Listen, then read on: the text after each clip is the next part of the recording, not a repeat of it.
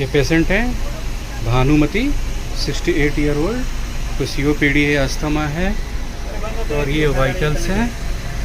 BP हमने record किया था 110/73 था। अभी कफ नहीं लगा हुआ BP का, हमने वेंटी पे लाया है इनको। ये है प्रेशर, 450 टाइटल वॉल्यूम है, 17 है RR। और ये हम चला रहे हैं नॉरेड डबल स्टैंडर्ड 15 पे, और हमारे पास है डोपामीन भी, और हमारे पास डोपामीन भी है, नॉरेड है, डबल स्टैंडर्ड 15 पे चला रखा है। और हमारे पास है यहाँ पे डोपामीन भी हम इन्हें ले रहे हैं।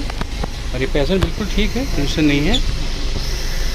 और हम इन्हें मैक्स शालीमार लाए हैं तीरथ राम हॉस्पिटल कश्मीरी गेट से।